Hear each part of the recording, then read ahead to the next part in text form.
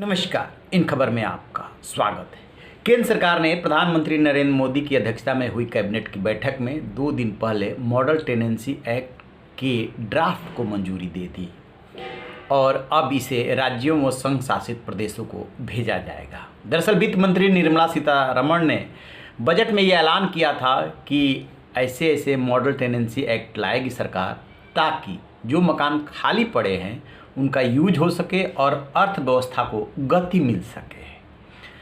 अब ये जो ड्राफ्ट मंजूर हुआ है इसे राज्यों को भेजा जाएगा। राज्यों के सामने 2 ऑप्शन हैं। जो उनके पास पहले से एक्ट है या तो उसमें संशोधन कर ले या इसको ले करके नया एक्ट बना ले। सबसे बड़ा सवाल कि इस मॉडल टेनेंसी एक्ट के ड्राफ्ट को मंजूरी देने से और राज्यों को जो भेजा जा रहा है और ये लागू किया जाता है तो आम आदमी को क्या फ़ायदा होगा। चाहे मकान मालिक हो या किराएदार, दोनों के हितों की इसमें रक्षा की गई है। जिस तरीके से मकान को खरीदने और बेचने के दौरान जो बेच रहा है और जो खरीद रहा है उसकी हितों की रक्षा हो तो रेरा बनाया गया, ठीक उसी तरीके से उसी पैटर्न पे ये काम करेगा। जैसे कोई किराएदार आपके पास आता है, अभी तक कोई इसको लेकर के बहुत क्लियर कट कानून नहीं था भी तो बहुत उसमें पेचीदगियाँ थी। तो ये क्लियर कर दिया गया कि 2 महीने का एडवांस आपको देना होगा मकान मालिक को और उसमें एक आपको एग्रीमेंट करना होगा। आगे चल कर के कोई विवाद होता है तो फिर इसके लिए एक अलग से प्राधिकरण होगा जो इसका निवारण करेगा और 60 दिन के अंदर निवारण करना होगा, जो अभी तक ये सब ऐसा कुछ भी नहीं था, अदालत में जाना पड़ता था। तो सबसे पहले समझिए मॉडल टेनेंसी एक्ट के जो ड्राफ्ट है उसकी बड़ी बातें एक रिपोर्ट में। नए मॉडल टेनेंसी एक्ट यानी आदर्श किराया कानून के अनुसार कोई भी बिना लिखित कानूनी समझौते के न तो किराए पर प्रॉपर्टी दे सकेगा और न ही ले सकेगा। ये लिखित समझौता उस राज्य की रेंट अथॉरिटी के समक्ष दाखिल करना होगा। रेरा की तरह हर राज्य में रेंट अथॉरिटी का गठन किया जाएगा। शहरी और ग्रामीण दोनों ही क्षेत्रों में ये किराएदारी कानून लागू होगा। हालांकि इसमें न्यूनतम और अधिकतम किराए की कोई सीमा नहीं दी गई है, ये आपसी सहमति के आधार पर तय होगा।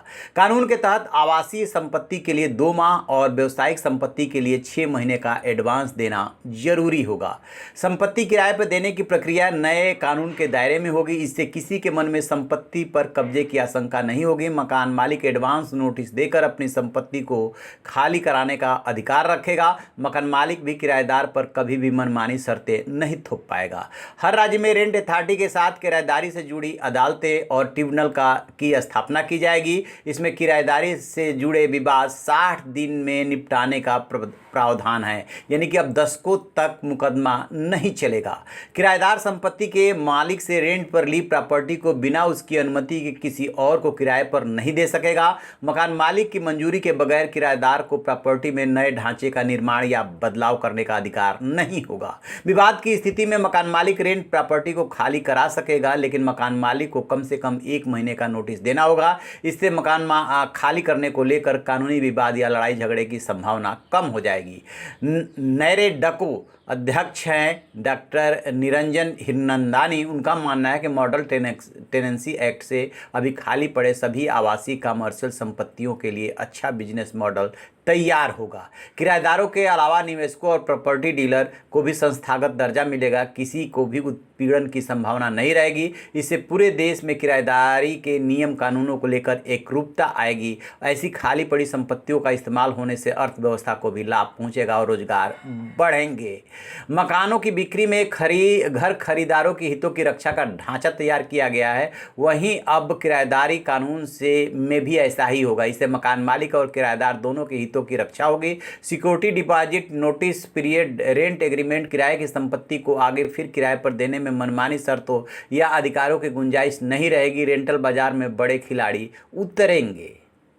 तो जैसा कि आपने सुना, और अब जो है बताइए जरा कि लगभग 1 करोड़ कमर्शियल और रेजिडेंशियल मकान दुकान खाली है, जो डर के मारे लोग नहीं दे रहे थे किराए पे। इस एक्ट के बन जाने के बाद ये डर लोगों का ख़त्म हो जाएगा, क्योंकि उसमें किराएदार के लिए भी व्यवस्था की गई है कि मकान मालिक जो है मनमाने तरीके से नहीं खाली कराएगा, उसको नोटिस देना होगा, उसको टाइम देना होगा और किराएदार से भी कहा गया है कि आप 2 महीने का एडवांस तो देंगे ही देंगे, अपने मन से उसमें बदलाव नहीं करेंगे। बहुत सारी बातें हैं, अलग से प्राधिकरण की व्यवस्था है विवाद की स्थिति में सुनवाई करने के लिए, और सिर्फ ये शहरी क्षेत्र में नहीं, ग्रामीण क्षेत्र के लिए भी होगा। तो देखते हैं कि कौन राज्य कैसे इसको एडॉप्ट करता है और लागू करता है। तो आप रहिए ना बेखबर, देखते रहिए इन खबर। Thank you.